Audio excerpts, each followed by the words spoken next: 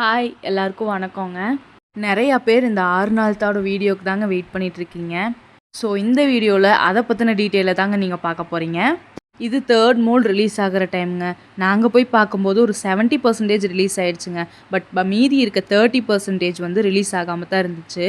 அந்த டைமில் அன்சைஸ் புழுவெல்லாம் எடுத்துகிட்டு இருந்தாங்க. அன்சைஸ் புழுன்னா என்னென்னா மற்ற புழுவோட வளர்ச்சி கம்மியாக இருக்குங்க. ஜென்ரலாக அன்சைஸ் புழு எப்படி வருதுன்னு இப்போ கேட்டிங்கன்னா, நீங்கள் ஜாக்கி சென்டர்லேருந்து ஷீட்டில் நம்ம புழு வச்சு கொடுப்பாங்க. நம்ம அதில் ஃபீட் பண்ணி செப்பரேட்டாக எடுத்து வைப்போம். மீதி இருக்க அதில் தங்கியிருக்க புழு வந்து நம்ம எடுக்கக்கூடாதுங்க. மறுபடியும் அதை ஃபீட் பண்ணி அதில் தங்கியிருக்க புழு எடுத்து நம்ம இதில் விட்டோம்னா அன்சைஸ் புழு அதிகமாக தாங்க இருக்கும். ஸோ நம்ம ஃபஸ்ட்டு ஃபீட் பண்ணி நம்ம செப்பரேட்டாக எடுத்து வச்சிடணும். மீதி இருக்க புழு எல்லாத்தையுமே நம்ம சுருட்டி அப்படியே போட்டுறணுங்க. நம்ம அது கூட திரும்பி நல்ல புழு கூட விட்டிங்கன்னா அது ரொம்ப லேசியாக தாங்க இருக்கும். அதனுடைய வளர்ச்சி ரொம்ப குறைவாக தாங்க இருக்கும். அதனால நம்ம கூடு கட்டும்போது அது தேவையில்லாமல் அதை க்ளீன் பண்ணுற மாதிரி ஒரு சிச்சுவேஷன் இருக்கும். ஸோ உங்களுக்கு கண்ணில் படும்போதெல்லாம் அன்சைஸ் புழுவெல்லாம் பொறுக்கி போட்டுருங்க. அப்புறம் அதே மாதிரி நம்ம மோட்லேருந்து ரிலீஸ் ஆகும்போது எல்லாமே ஈவனாக ரிலீஸ் ஆகிருக்கான்னு பார்க்கணுங்க. இப்போ நான் ஸ்டார்டிங் சொன்ன மாதிரி 70% ரிலீஸ் ஆகிடுச்சு, 30% ஆகலை. பட் இருந்தாலும் நான் ஃபீட் பண்ணுவேன், மீதி இருக்க 70% பசியோடு இருக்கும் அப்படின்னு சொல்லி ஃபீட் பண்ணிங்கன்னா அதுக்கப்புறம் அவர் ரிலீஸ் ஆகிற புழுவெல்லாம் அன்சைஸ் ஆயிருங்க.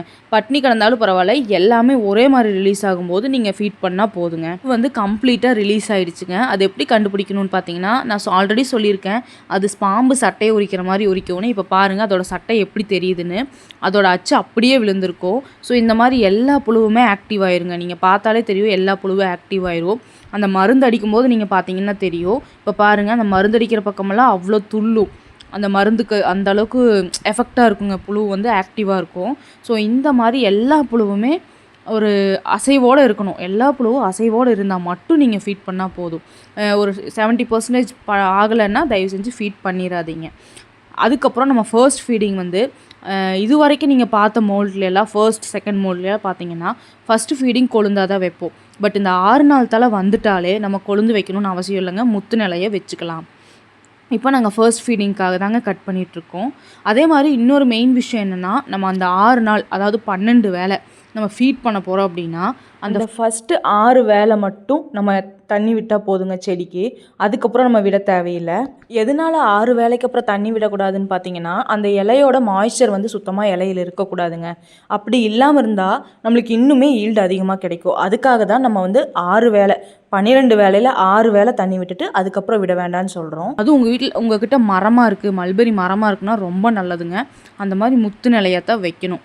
அப்படி வச்சோம்னா தான் நம்மளுக்கு ஈல்டு நல்லா கிடைக்குங்க.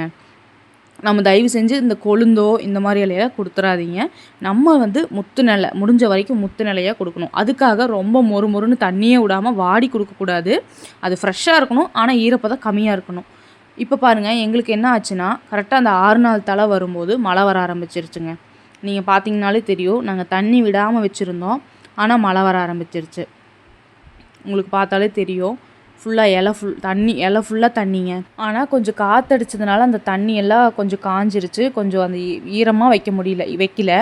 ஆனாலும் அதோட விளைவு என்னாச்சுன்னா கடைசியில் நான் சொல்கிறேன் பாருங்கள். இப்போ பாருங்கள் புழுவெல்லாம் ஃபஸ்ட் ஃபீடிங் முடிச்சதுக்கப்புறம் பெருசாகிடுச்சு, சைஸ் பெருசாக இருக்குது. அதுக்கப்புறம் கொஞ்சம் ஸ்ப்ளிட் பண்ணி வச்சாச்சு, செப்பரேட்டாக எடுத்தும் வச்சாச்சுங்க. உங்களுக்கு நல்லாவே தெரியும். நீங்கள் என்ன பண்ணணும்னா ஒவ்வொரு ஃபீடிங் வச்சதுக்கப்புறமே அப்படியே ஸ்ப்ளிட் பண்ணி புழுவை நகர்த்திக்கிட்டே இருக்கணும். வேறு ரேக்குக்கு மாற்றிக்கிட்டே இருக்கணும். போது இந்த மாதிரி அன்சைஸ் புழுவையும் தூக்கி போட்டுருங்க. இப்போ பார்த்தா தெரியும் இது வந்து ஒரிஜினல் வளர்ச்சி. நீங்கள் எந்த பக்கம் பார்க்குறது ஃபுல்லாமே அன்சைஸுங்க. உங்களுக்கு தெரியும் அன்சைஸ் புழு எப்படி இருக்குது பாருங்கள். ஒரிஜினல் சைஸ் எவ்வளோ அழகாக வளர்ந்துருக்கு பாருங்கள்.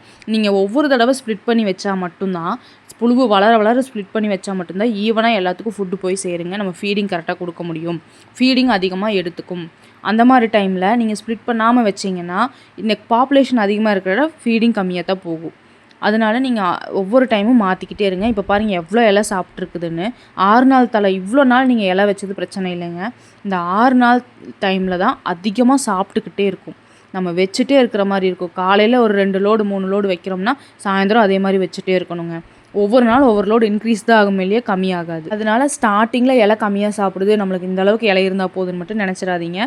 அந்த 6 நாள் தலையில் இலை பற்றாக்குறையாக இருக்கவே கூடாது. எந்த அளவுக்கு நம்ம ஃபீடிங் கொடுக்குறோமோ அந்த அளவுக்கு நம்மளுக்கு ஈல்டு வருங்க. அதாவது பட்டுப்புழுவை பொறுத்த வரைக்கும் நம்மளுக்கு ஃபீடிங் தாங்க மெயின். அதே மாதிரி நீங்கள் எந்த அளவுக்கு பட்டுப்புழுவுக்கு ப்ரிஃபரன்ஸ் கொடுக்குறீங்களோ அதே மாதிரி நம்மளோட செடிக்கும் ப்ரிஃபரன்ஸ் கொடுத்தே ஆகணும். இப்போ நீங்கள் ஆடு மாடாக இருக்குது அப்படின்னா அது இலை எப்படி இருந்தாலும் சாப்பிடும். பட் பட்டுப்புழுவை பொறுத்த வரைக்கும் மல்பெரி மட்டும்தான் உணவாக எடுத்துக்குதுங்க. ஸோ அதனால் நம்ம மல்பெரியை வந்து கவனமாக பார்த்துக்கணும். நீங்கள் புழுவை விட மல்பெரியை வந்து கேர்ஃபுல்லாக பார்த்துக்கணும். அப்போ தான் நம்மளுக்கு தேவையான ஈல்டு கிடைக்கும். பார்த்தாலே உங்களுக்கு தெரியுங்க புழு எந்த அளவுக்கு கரெக்டான போர்ஷனில் வளர்ந்துருக்குது. இந்த புழு பாருங்கள் எவ்வளோ கரெக்டாக வளர்ந்துருக்குது. ஆனால் இது பாருங்கள் என்ன சைஸ் இருக்குன்னு. இதெல்லாம் தேவையே இல்லை, தயவு செஞ்சு பொறுக்கிடுங்க. அப்புறம் இன்னொரு விஷயம் என்ன சொல்லணும்னா, இந்த மாதிரி சில பூச்சி இந்த மாதிரி பச்சோந்தி, பாம்பு, பல்லி எல்லாமே உள்ளே வர பார்க்கும் இந்த 6 நாள் தலையில் மெயினாக. ஏன்னா இந்த ஸ்டேஜில் புழுவுக்கிட்டேருந்து ஒரு விதமான ஒரு ஸ்மெல் வருங்க, நம்மளுக்கு தெரியாது. அந்த மாதிரி சில ஜந்துங்களுக்கு தெரியுங்க. பாம்பு இதெல்லாம் உள்ளே வர பார்க்கும். பாம்பு, அணில், எலி கூட உள்ளே வர பார்க்கும். ஸோ இதுக்கிட்டேருந்து புழுவை கொஞ்சம் ப்ரொடெக்டாக பார்த்துக்கணும். அதுக்கு சில வழிமுறையெல்லாம் இருக்குது, அதுவும் நான் உங்களுக்கு சொல்கிறேன். அடுத்த வீடியோவில் நான் அதை பற்றி டீட்டெயிலாக சொல்கிறேங்க. இது ஃபைனலாக இலை வைக்கிறதுக்காக இதையும் இலைக்காக தான் போயிட்டுருக்கோம். எங்களுக்கு வந்து டெம்பரேச்சர் பார்த்திங்கன்னா 23 டிகிரி செல்சியஸ். அன்றைக்கி வந்து மழை பெஞ்சிட்டு இருந்ததுனால கொஞ்சம் கூலிங்காக தாங்க இருந்துச்சு. நம்மளுக்கு கூலிங்காக இருக்கிற வரைக்கும் இன்டேக் அதிகமாக எடுத்துக்கும். பட்டுப்புழுவை பொறுத்த வரைக்கும் இன்டேக் வந்து கூலிங்காக இருக்கிற டைம் அதிகமாக எடுத்துக்கும். ஒரு வேளை அதிகமாக கூட வைக்கிற மாதிரி இருக்குங்க. இது பாருங்கள், இப்போ சைஸ் பாருங்கள் எந்த அளவுக்கு பெருசாக இருக்குதுன்னு உங்களுக்கு நல்லாவே தெரியும். எந்த அளவுக்கு நம்ம ஃபீட் பண்ணிகிட்டே இருக்கோமோ அந்தளவுக்கு சைஸ் பெருசாகிட்டே இருக்குங்க. நம்ம முடிஞ்ச வரைக்கும் அடம்பாக ஃபீட் கொடுத்துட்டே இருக்கணுங்க. இப்போ நீங்கள் ஸ்டார்டிங் பார்த்தீங்கன்னா கொஞ்சமாக வெட்டின மாதிரி இருக்கும். இப்போ பாருங்கள் எவ்வளோ அணப்பு, எந்த அளவுக்கு அணப்பு ஃபுல்லாக சாப்பிட்ருக்குதுன்னு பாருங்கள். இன்னும் வெட்டுவோம். இது வந்து இப்போ கொஞ்சம் ஸ்டார்ட் பண்ணியிருக்கோம் பாருங்கள். அந்த அணப்பு ஃபுல்லாமே வெட்டிடுவோம். ஸ்டார்டிங் பார்த்தீங்கன்னா 4 ரோ ஒரு மோல்ட்டுக்கு 4 ரோ சாப்பிட்ற மாதிரி இருக்கும். பார்த்தா அது 6 நாள் தலையில் எவ்வளோ வெட்டுறோன்னே தெரியாது, கணக்கு இல்லாமல் சாப்பிட்டுட்டே இருக்கும். பாருங்கள் இதுலேயும் நான் அன்சைஸ் புழு தான் பொறுக்கிட்டுருப்பேன். இந்த மாதிரி சில அன்சைஸ் புழுவெல்லாம் பொறுக்கிறது நம்மளுக்கு நல்லது. அதனால் முன்னாடியே அதை பண்ணிடுங்க. ஆக்சுவலாக நாங்கள் கொஞ்சம் மாய்ஸ்சரோடு தான் ஈரப்பதத்தோடு தான் கொடுக்க வேண்டியதாக போச்சுங்க. ஏன்னா எங்களுக்கு கொஞ்சம் மழை வந்துருச்சு, தண்ணி விடாமல் விட்டுருந்தோம். பட் மழை வந்ததுனால கொஞ்சம் இலை கொஞ்சம் சாஃப்டாக தான் போச்சு. ஆக்சுவலாக கொஞ்சம் மொறுன்னு இருந்திருக்கணும், இலை வந்து முத்துனதாக இருந்திருக்கணும். பட் எங்களுக்கு கொஞ்சம் ஈரப்பதத்தோடு கொடுக்க வேண்டியதாக போச்சுங்க. பாருங்கள் எவ்வளோ இலை வெட்டியிருக்கோன்னு. நீங்கள் ஸ்டார்டிங் பார்த்ததுக்கும் இப்போ பார்த்ததுக்கும் உங்களுக்கு நல்லாவே டிஃப்ரென்ஸ் தெரியும். வெட்டிகிட்டே இருக்கோங்க. இது வந்து 11வது வேலைங்க, ஃபைனலாக 11வது வேலை தாங்க. நாங்கள் லாஸ்ட்டாக பல்காக ஃபீட் பண்ணது, அதனால கொஞ்சம் இலை அதிகமாகவே வச்சோம். இப்போ பாருங்கள் எவ்வளோ வச்சுருக்கோன்னு. இந்த மாதிரி ஒரு 2-3 லோடு கிட்ட நாங்கள் வச்சோம்.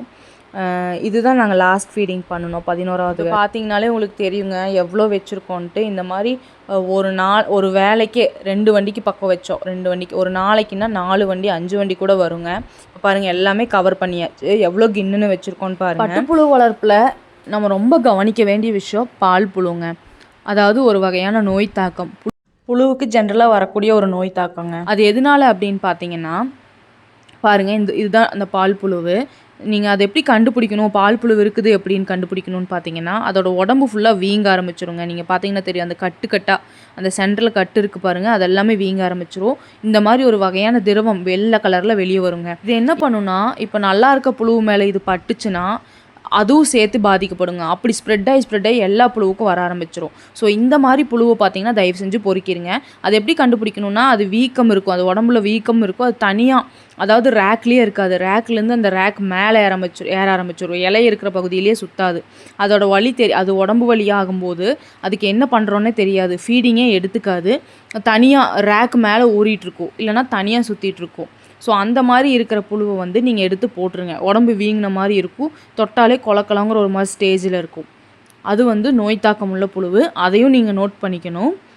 அது எதனால் வருதுன்னு பார்த்தீங்கன்னா, நான் ஆல்ரெடி சொல்லியிருந்தேன் மழை பெஞ்சுது அப்படின்னு. அந்த ஈரப்பதமுள்ள இலையை வச்சோம் பார்த்தீங்களா, நம்ம முத்துன ஸ்டேஜில் கொடுக்க வேண்டிய இலையை ஈரப்பதத்தோடு கொடுத்தங்காட்டி அது இன்டேக் எடுத்தங்காட்டி இந்த மாதிரி நோய் தாக்கம் வர்றதுக்கு வாய்ப்பு அதிகமாக இருக்குதுங்க. அப்புறம் இந்த மாதிரி வர்றதுக்கு இன்னொரு ரீசன் என்னென்னா, இப்போ நீங்கள் வந்து ஒரு 6 நாள் தள்ள நீங்கள் வைக்கிறீங்க, ஒரு நல்ல வளர்ந்த முதிர்ச்சி அடைந்த ஒரு இலையை வைக்கிறீங்க, அப்படி இருந்தால் வராதுங்க. அதுவே நீங்கள் வந்து சரி அந்த மாதிரி ஸ்டேஜில் இலை தீந்துருச்சு, நம்மளுக்கு அந்த முத்து நிலை தீந்து போச்சு, நம்ம கவனிக்காமல் விட்டுட்டோம், அதனால நீங்கள் அடுத்த பேட்சுக்கு வைக்க வேண்டியிருந்த கொழுந்து, அதாவது ஒரு 30 நாள் வளர்ச்சி கம்மியாகிற இலையை வச்சுட்டிங்கன்னா அது கொழுந்து பகுதியை சாப்பிட்டுனா இந்த மாதிரி பால் புழு அதிகமாக வர்றதுக்கான வாய்ப்பு அதிகங்க. இது கூட இன்னொரு முக்கியமான ரீசன் டெம்பரேச்சருங்க. நம்மளுக்கு வந்து ஹீட்டான டெம்பரேச்சர் இருந்தாலும் பால் புழு அதிகமாக வர்றதுக்கு வாய்ப்பு அதிகமாக இருக்குது. நம்ம ரொம்ப கவனித்து பார்க்க வேண்டியது அன்சைஸ் புழு, இந்த மாதிரி பால் புழுங்க. இது வந்து ஸ்பின்னிங் டைமுங்க. அதாவது இந்த 6 நாள் அந்த 11 வேலை கம்ப்ளீட்டாக முடிச்சதுக்கப்புறம் ஒவ்வொரு புழு பழுத்துருங்க. ஸ்டார்டிங்கில் சீக்கிரமாக பழுத்துரும். அது வந்து லைட்டாக சாம்பிள் விட ஆரம்பிக்குங்க. இந்த மாதிரி சாம்பிள் விட்டாலே அது கூடு கட்டுறதுக்கு தயாரான நிலையில் இருக்குன்னு அர்த்தம். இந்த மாதிரி சாம்பிள் விடும்போது புழு வந்து அதோட கழிவு எல்லாமே வெளியேற்றிடுங்க. வெளியேற்றிட்டு தான் அது வந்து கூடு கட்டவே ஆரம்பிக்கும். இப்போ நம்மளுக்கு புழு வந்து கூடு கட்ட ஆரம்பிக்க ஸ்டேஜ் வந்துருச்சு, புழு பழுத்துருச்சு, எப்படி கண்டுபிடிக்கணும்னா அது மாதிரி ஒரு எல்லோயிஷ் கோல்டன் கலர், ரொம்ப லைட் எல்லோயிஷ் கோல்டன் கலரில் ஆகுங்க. அதே மாதிரி நீங்கள் ஃபோனுக்கு பின்னாடி லைட் வச்சு பார்த்தீங்கன்னா உள்ளே அந்த க்ரீன் கலர் லைனே தெரியாது, ஃபுல்லாக கோல்டன் கலரில் ஆயிருக்கும். ஸோ நம்ம அப்போ கண்டுபிடிச்சிடலாம் இது வந்து புழு பழுத்துருச்சு அப்படிங்கிறது நம்மளுக்கு தெரியுங்க. அந்த டைமில் நம்ம வலை வைக்க ஆரம்பிச்சிடலாம். அதே மாதிரி எல்லா புழுமே ஈவனாக பழுத்துருக்குதாங்கிறது பார்க்கணும். ஒரு காலையில் 8 மணிக்கு ஒரு புழு 2 புழு பழுத்துருக்கு அப்படின்னா நீங்கள் 10 மணி ஆகும்போது ஒரு நல்ல சன்லைட் படுற, நல்ல சூரிய வெளிச்சம் வர்ற அளவுக்கு இருக்கணும். நல்லா அந்த ஹீட் இறங்கும்போது எல்லா புழுவும் ஒரே மாதிரி ஈவனாக பழுக்க ஆரம்பிச்சிருங்க. ஸோ அந்த டைமில் நீங்கள் பார்த்தீங்கன்னா ஒரு 100ல் ஒரு 20 புழு பழுத்துருச்சு அப்படின்னா நீங்கள் வலை வைக்க ஆரம்பிச்சிடலாம். அந்த ஒரு சன்லைட் வரும்போது, அந்த ஹீட்டு வரும்போதே நம்மளுக்கு எல்லா புழு பழுக்க ஆரம்பிச்சிருங்க ஈவனாக. வலை வச்ச உடனே பழுத்த புழுவெல்லாம் மேலே ஏற ஆரம்பிச்சிருங்க கூடு கட்டுறதுக்கு. சப்போஸ் நீங்கள் வலை வைக்கிறதுக்கு ஒரு புழு பழுத்துருச்சு, நான் பார்க்காம விட்டுட்டேன், நான் வலை வைக்காமல் விட்டுட்டேன்னு சொன்னீங்கன்னா இருக்கிற புழுவெல்லாம் கூடு கட்ட ஆரம்பிச்சிருச்சுன்னா பூரா புழுவுமே பெட் கூடாக மாறிடுங்க. பெட் கூடுனா என்னென்னா அந்த தலையிலேயே, அந்த சாப்பிட்றதுக்கு வச்சுருந்த இலையிலேயே கூடு கட்ட ஆரம்பிச்சு, அது வந்து நம்ம பெட் கூடுன்னு சொல்லுவாங்க. ஸோ அது வராமல் இருக்கிறதுக்கு கேர்ஃபுல்லாக வலை மட்டும் வச்சிடணுங்க டைமுக்கு.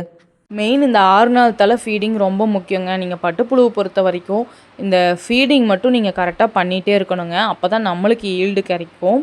ஸோ இந்த வீடியோவில் பால் புழுவுனா என்ன, அன்சைஸ் புழுவுனா என்னென்னு டீட்டெயிலாக சொல்லியிருக்கேங்க. அதே மாதிரி நான் பெரிய ஜீனியஸ் எல்லாம் இல்லைங்க பட்டுப்புழுவில். எனக்கு தெரிஞ்ச இன்ஃபர்மேஷன் உங்களுக்கு நான் ஷேர் பண்ணுறேன். இது உங்களுக்கு கண்டிப்பாக யூஸ்ஃபுல்லாக இருக்கும்னு நான் நினைக்கிறேன். பிகாஸ் நாங்கள் வந்து ஒரு 2 இயர்ஸாக நாங்கள் பட்டுப்புழுவை ரன் பண்ணிட்டு வரோங்க. ஸோ அதனால எனக்கு தெரிஞ்ச இன்ஃபர்மேஷன் உங்களுக்கு யூஸ்ஃபுல்லாக இருக்கும்னு சொல்கிறேன், அவ்வளோதாங்க. ஸோ நான் நெக்ஸ்ட் வீடியோவில் புழு எப்படி கூடு கட்டுது, நம்ம எப்படி அறுவடை பண்ணுறோம் அப்படிங்கிற எல்லா டீட்டெயில்ஸுமே நான் டீட்டெயிலாக எக்ஸ்பிளைன் பண்ணுறேங்க. ஸோ நம்ம சேனலை மறக்காமல் சப்ஸ்கிரைப் பண்ணி வச்சுக்கோங்க. மறக்காமல் அந்த பெல் ஐக்கானையும் கிளிக் பண்ணிக்கோங்க. நெக்ஸ்ட் இதே மாதிரி இன்ட்ரெஸ்டிங்கான வீடியோவில் பார்க்கலாங்க. இந்த வீடியோ உங்களுக்கு யூஸ்ஃபுல்லாக இருந்திருக்கும்னு நினைக்கிறேன். வாழ்க பாரதம், வளர்க விவசாயம்.